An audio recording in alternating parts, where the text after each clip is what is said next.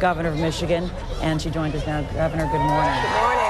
So what do you think happens in Michigan if a bailout plan is not signed in some form? Well, certainly Michigan does have the most challenged economy in the nation. We're the state that's been most impacted by the Bush failure to have a manufacturing policy. Our domestic auto industry, Ford, GM, and Chrysler, they have to convert their factories to make the fuel-efficient vehicles that people are asking for. If this doesn't happen, certainly we will be impacted. Like most, everybody says in Michigan that when the nation catches a cold, Michigan catches pneumonia because we have so much concentration of the domestic auto industry. Clearly, we need a president who's going to stand up for us. Clearly, we need to make sure that Wall Street is solvent, but we need to make sure that Main Street is solvent too. And people here are hurting.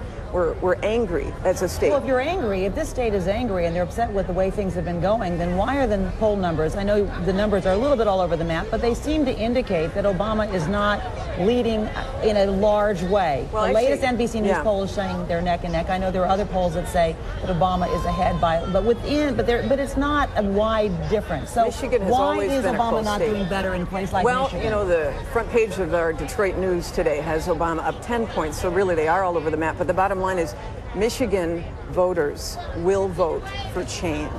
They have been, if you ask them, are you better off today than you were 8 years ago when George Bush took office? What makes you so sure, however, given that so far we're just a few weeks before the election, Obama's message of change is not resonating loudly here, or his numbers would be better? Well, he wasn't here in the primary. Remember, of course, Michigan didn't have a presidential primary like other states did. And so, for example, Obama and Biden are going to be here this weekend with their wives in Detroit. Unprecedented stop with both of them here, all four. They're going to be spending a lot of time here. Hillary Clinton is here tomorrow.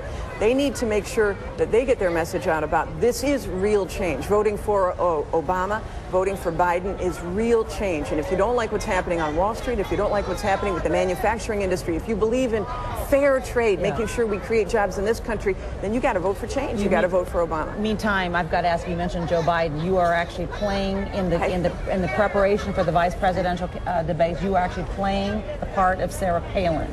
What exactly does that entail? Well, it hasn't begun yet. We're hopefully going into that next week, but certainly I'm going to, when you do a debate preparation, often you have somebody stand in as the opponent. But it's interesting they chose a woman to stand. They chose a woman, and well, not just because but the question is ultimately, how is he going to debate a woman? How are you going to respond? Because of the concerns about perhaps him looking like he's condescending. Any man in that circumstance looking like they're condescending. So will you be practicing that part as well? Well, I'm certainly going to be testing him. I want to beat him up a little bit so he does well. I'm sure he will. But I think that, I was probably picked because I'm a governor with children at home, and I'm probably the only other governor that does have, female governor that does have that. So it's exciting. I'm excited to bring Michigan's issues in the off time. Governor Granholm, thank you so much. Governor Mitt Romney, thank you so much. And we'll have much more from Detroit after your local news.